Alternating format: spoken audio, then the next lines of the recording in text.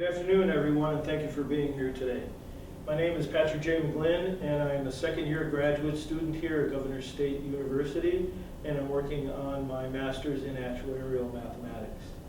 Today we're going to talk about how to be the most successful student here at Governor State University. So what do you say? Let's go.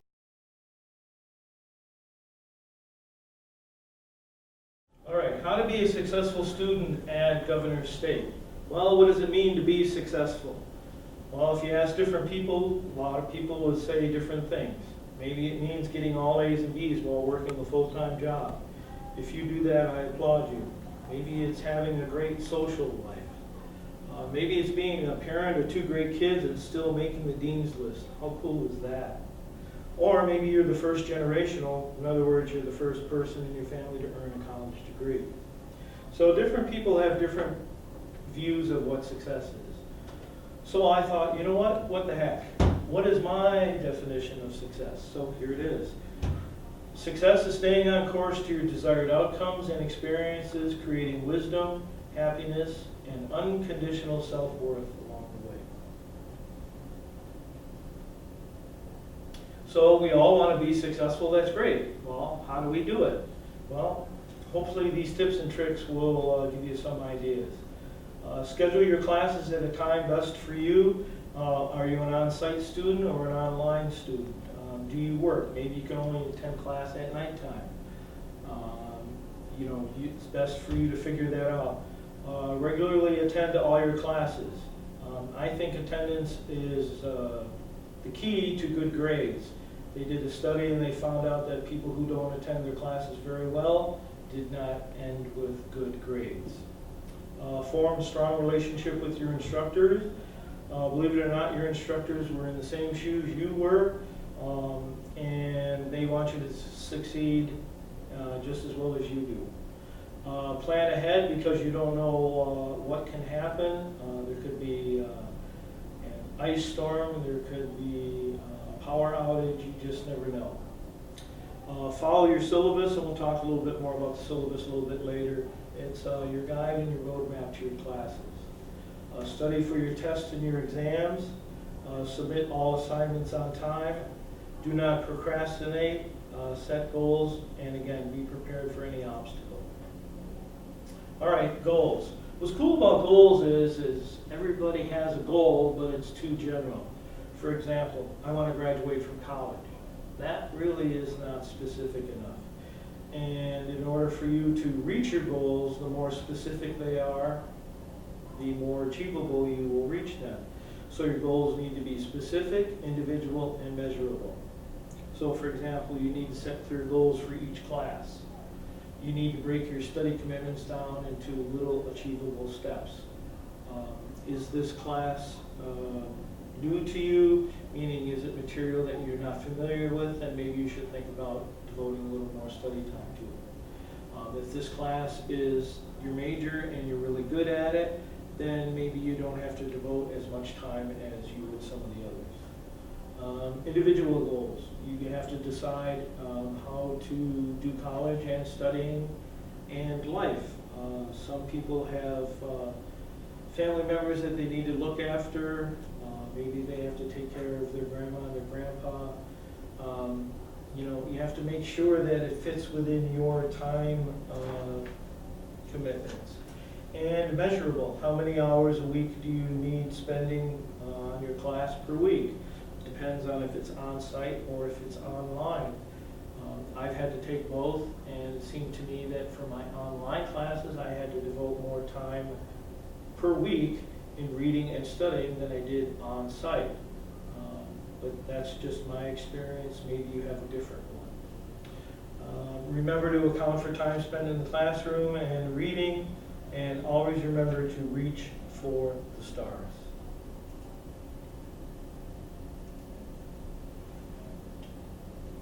Now, how to read your syllabus. Believe it or not, your syllabus is a legal contract between you and your professor. So on the syllabus, the instructor should have the contact information, his contact times and office hours, dates of major assignments, and policies regarding if you're absent, if you're late, or maybe class participation. Refer back to the syllabus often during the semester. I have 3 copies of the syllabus myself. I have one in my bag, one next to my calendar, and one next to my books, actually, because I need to be on point and focused and know just exactly what to do when. Double check the syllabus before submitting any major papers or projects to make sure you've met the deadline, time, the style, the length. Does it need to be APA or does it need to be MLA? Does it need to be 4 paragraphs long or 4 pages long? So if you don't understand anything like this, you can come and speak to your instructor, or you can come to the Writing Center, and we'll talk a little bit about that later. All right, time management. You can create a little calendar of dates. You can download a little planner from Google or Microsoft Office. Here's an example of a schedule I used to do. It's real important, again, to be on a routine and to have a schedule and to put in some relaxation time, some exercise time, and recreation time. Allow time to review before class if you're going to have a little mini quiz or pop quiz or anything like that. Try not to overcommit and avoid procrastination. I found it hard to say no when I came into college, but I had to learn to say no, and it's not easy, let me tell you.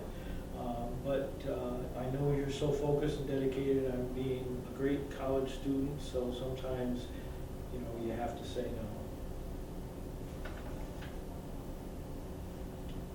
All right, reading your textbook. Skim through the assigned chapters. Now, what I do is I go to the back of the chapter, and there's usually a summary back there, and I read the summary because it gives me a basic layout, an idea of what the chapter is all about. And then you can go through the different headlines and read that, and my recommendation is to read the chapter 3 times through. The first time from A to Z, just power read through it like a bulldozer, not really comprehending anything, but just reading it so that you can say that it's done, and believe it or not, your brain does remember what you have read, even though you may not remember it at that time. And then the second and third time, you go into it with a little bit of gusto, with a pencil and paper, and you write down some words that you're not familiar with, or terms, and either look them up in the dictionary or circle them and find them out. If the chapter is really dull and boring or dry, try reading the chapter out loud. I did it, and it was a pretty cool experience, I have to tell you. I never did it before because I thought it was so wacky. But it really does work. Highlight your key points and take advantage of any practice problems or reviews in your textbook. Test-taking strategies. Preparation should start on the first day of your class when you're taking your tests. So take really good notes, and we'll talk about that in a minute. Ask your instructor to specify the areas that are going to be on the test. Some can narrow it down, and some will be more general. So establish a good relationship with your instructor, and he can help you with that. Form study groups with your students in your class. Study groups are great.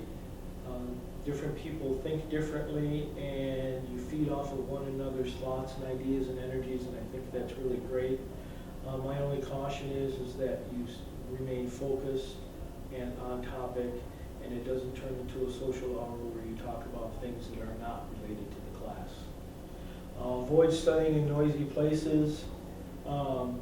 Thank God for libraries. I'm a big library fan, so if you have a library near you, or GSU has a beautiful library, go ahead and study there. It's amazing and it's wonderful.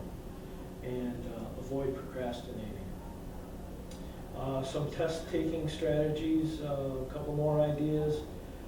Studies have shown that if you break your study sessions up into 45-minute segments, that's really best for your brain. So set a timer for 45 minutes and then go outside or go for a walk for 5 or 10 minutes. it gives a chance for your brain to absorb what you have done and to fire it up for another 45-minute segment. Arrive 5 minutes before the test is going to start. The reason why I say that is because the instructor might be ill, or the room might have been flooded and you have to go to another room that's on the other side of the campus, and that would not be good. So please try to arrive before the test starts, at least 5 minutes, if not more. Read the directions carefully. Answer the easy questions first. That helps to build confidence and to score points. And don't forget about your difficult questions and those with the most point values. Those are valuable as well. And with essay questions, outline your answers and sequence the order of your points. Now we're going to talk a little bit about stress management. Please take care of yourself. No one's going to take better care of you than you. And your ability to succeed in the classroom and on the test and basically in life is how you treat your body. So please take care of yourself. Evaluate the situation. Try not to make a situation bigger than what it really is. A lot of people seem to make things worse than what they really are, so please don't do that. That would help your anxiety, keep it down to a manageable level, and your blood pressure would thank you as well. Be prepared if you're taking an exam. Make sure you've studied the materials, including your text, supplemental material, lecture notes. So for example, if the instructor gave you chapter 1 and do problems 1 through 10, my recommendation is for you to do problems 1 through 15. The reason why I'm saying the extra 5 is not because I want to put more work on you, but those next 5 could really be good questions for the exam, because everyone is doing 1 through 10. And if you do a little bit more than what's expected, you would be surprised that just maybe those questions might be on the exam, and because you did them, guess who's going to get a good score on those questions? All right, some more about stress management. You need to breathe. You'd be surprised how many people have difficulty breathing, either in class or during tests. And if you deep breathe by breathing in through your nose and out your mouth, that will calm your nervous system down, and it will help you to think more clearly and more rationally. The power of positive thinking. Before you go into an exam, maybe you need to repeat a positive self-statement. Every once in a while I'll say to myself, you know what, I worked very hard for this, I studied, and I'm going to go in there and take this test, and I'm just going to knock it right out of the park. And please, allow yourself some time to enjoy life. We have wonderful tutoring services here at Governor State University, and they are offered at no extra out-of-pocket expense to part-time and full-time students. Students may receive up to 2 one-hour sessions per week per class for either campus or online classes per semester. We cover subjects such as math, statistics, business, and science. And we do offer walk-in tutoring and group tutoring as well. Tutoring services are located in B1215 in the Hall of Governors, which is just to the right of the registrar's office or the left of Ingebrigtsen Hall. And there's our phone number there, and we have very wonderful tutors and private tutoring rooms, and there's our days and our hours there. So please copy down the website, mywconline.com/UVST. If you've never been in there before, make a little account of yourself, select the Math Center, and you'll be able to see what time schedule with which tutor would work for you. And then we have the wonderful GSU Writing Center, located in the same place as we are. And again, you go to the website there and select Writing Center. If you have any questions, they're always welcome for you to stop in or to call them. They do a great job. In my first semester, I had to write my first graduate paper, which I'd never done before. And through their help and guidance, I got a 96% on it, and I will be forever grateful for them. So they're amazing people. Don't forget about your library. It's located on the second floor. If you haven't been to it yet, it's beautiful. There are the approximate times. They do change, so please double check on the times. They do have study rooms available, so again, with the 45-minute study segment that I talked about earlier and finding some quiet time, that would work for you too. And what's really cool is they have writing center tutors there available for APA, MLA, or to answer any research questions you might have. Don't forget about your bookstore. They're open Monday through Friday for your textbooks. And I'm a big person on little quick study books, so here's one on calculus here. They have these. And then here are some quick study guides here. This one's on calculus. They sell these too. So those are really cool in just about any subject that you would need. And the Cube, which is adjacent to the left of the library there, that's what's known as Computer Central. So if you have an assignment that's due, or if you don't have a computer at home, please feel free to come to the Cube, as we call it, and sign in with your GSU portal credentials, and you can get your work done and maybe do some research. So before I close here, you can read what I wrote on the slide there. Basically, I'm glad that you're here. I'm glad that you're watching this video, because I'm certainly hoping that this will help. I don't want you to have a $6.95 job, minimum wage, pushing a broom.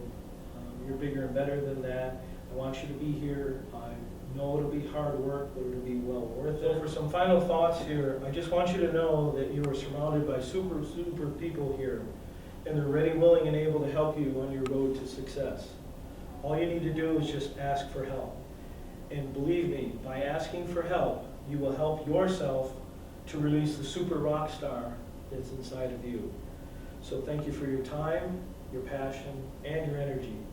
And on behalf of the Academic Resource Center and Governors State University Tutoring Services, I personally thank you, and have yourself a super day.